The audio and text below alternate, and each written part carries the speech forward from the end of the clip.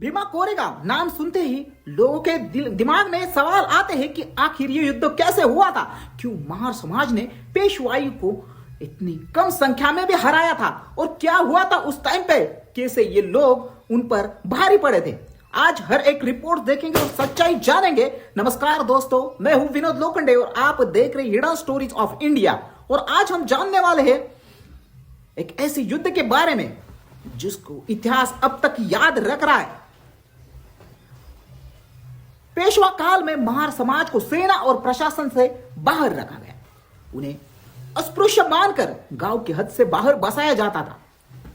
Bombay presidency 1885 में साफ लिखा है कि महार लोग किले की रखवाली, डाकू व्यवस्था और चौकीदारी करते थे, लेकिन पेशवा शासन में उन्हें लड़ाई या ऊंचे पदों से वंचित रखा गया।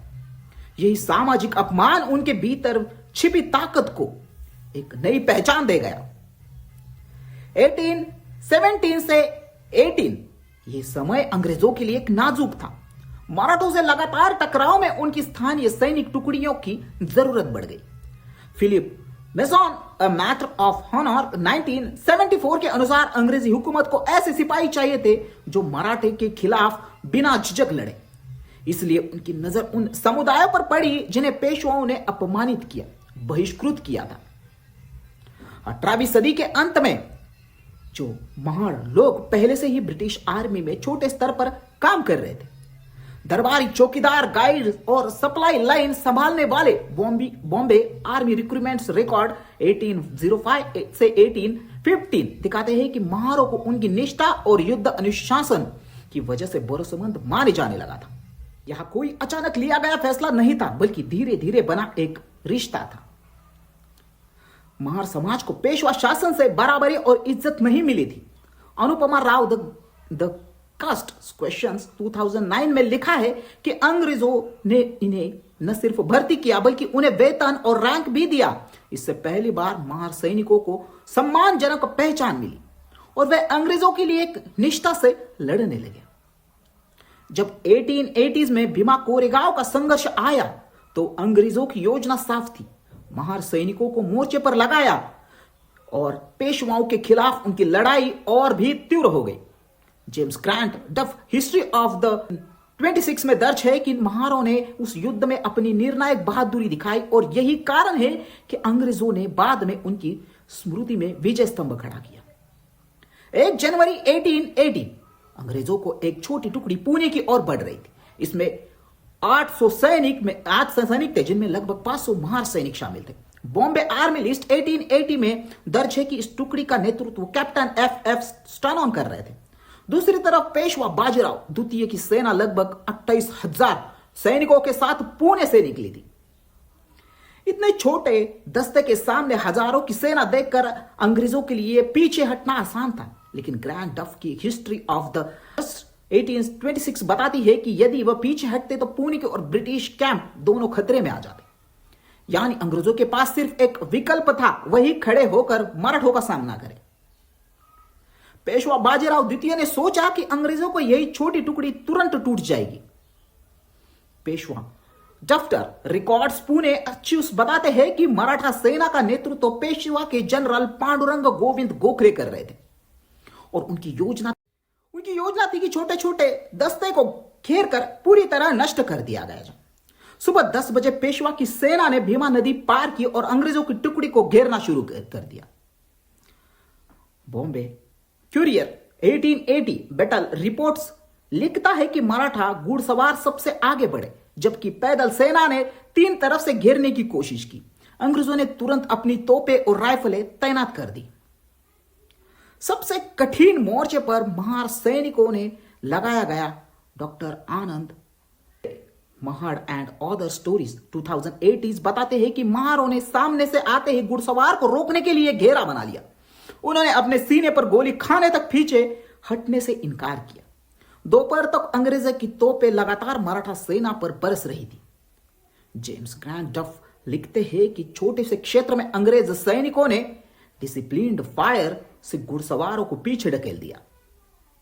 महार पैदल सैनिकों ने नजदीकी लड़ाई में तलवारबाजी और बंदूकबाजी दोनों दिखाई। पेशवा की सेना रणनीति बदलकर पीछे से हमला किया।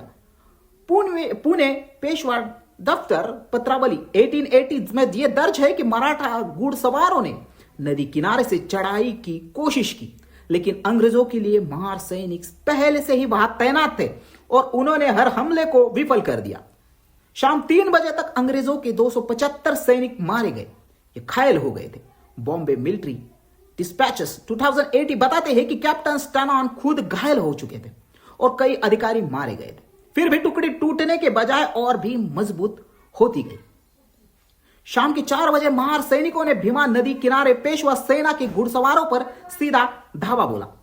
ब्रिटिश गेस्टर्स 1821 में दर्ज है कि इस अचानक हमले से मराठा सेना हिल गई और उनका घेरावा टूट गया। पेशवा की सेना को पीछे हटना पड़ा। शाम ढलते ढलते युद्ध समाप्त हुआ। अंग्रेजों की छोटी टुकड़ी 28,000 सैनिकों की विशाल सेना को रोक रखा। ईस्ट इंडिया कंपनी रिपोर्ट 1890 के अनुसार यह डिसिप्लिन वर्सेस नंबर्स की एक जीत थी, लेकिन असल में वीरता का श्रेय महार सैनिकों को दिया गया, जिन्होंने जान देकर मोर्चा थामा और बाद में इसे प्रतिकार और सम्मानता का प्रतीक के रूप में देखा गया। युद्ध ने महार सैनिकों की स्थिति बदल दी। बॉम्बे आर्मी रिक्रूटमेंट रिकॉर्ड 1890 में दर्ज है कि अंग्रेजों ने इस लड़ाई के बाद महारों को और बड़े स्तर पर सेना में शामिल करना शुरू किया।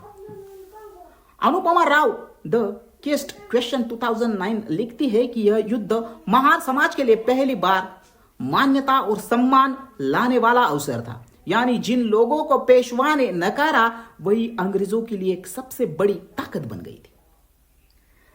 युद्ध के कुछ साल बाद 1821 में ईस्ट इंडिया कंपनी ने भीमा कोरेगांव को एक विक्ट्री पिलर विजय स्तंभ खड़ा किया।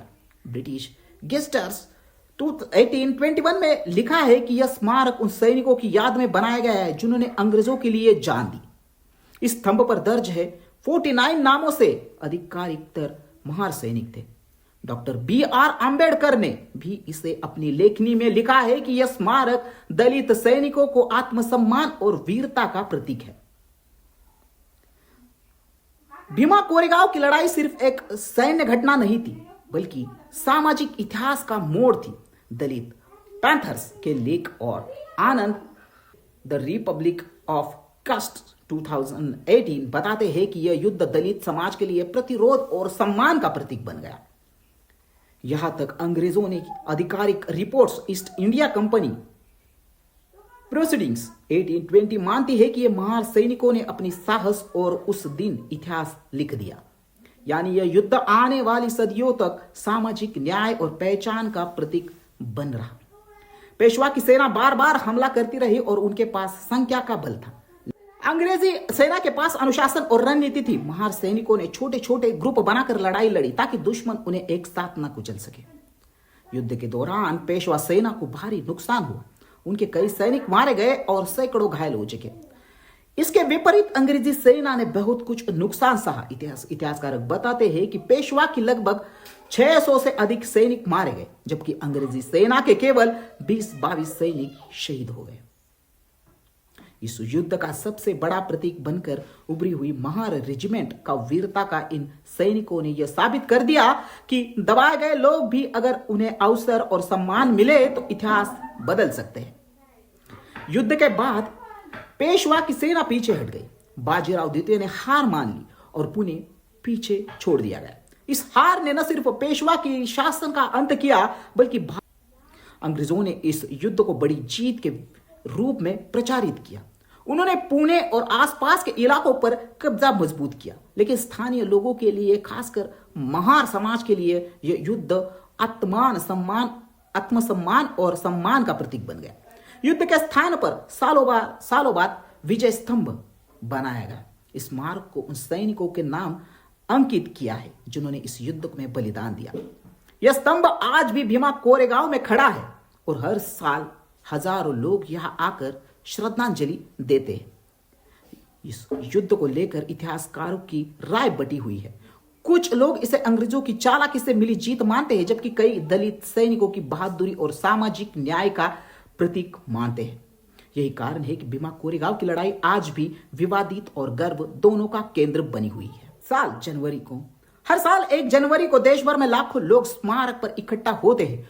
वे शहीद सैनिकों को नमन करते हैं और इस युद्ध को एक नई पहचान देते हैं। यहाँ का माहौल ऐसा होता है कि मानो इतिहास जिंदा होकर फिर से हमारे सामने खड़ा हो। भीमा कोरेगांव की लड़ाई हमें यह सिखाती है कि इतिहास सिर्फ राजाओं का और साम्राज्यों का नहीं होता, बल्कि आम सैनिकों और दबे कुचले समाज का भी होता है। यह उन गुमनाम वीरों की याद दिलाता है जिन्होंने अपनी जान देकर आने वाली पीढ़ियों के लिए सम्मान और अधिकार की नींव रखी। आज भी इसे युद्ध की गूंज सुनाई देती है। यह सिर्फ एक सैन्य लड़ाई नहीं थी, बल्कि समानता और सम्मान और साहस की कहानी थी।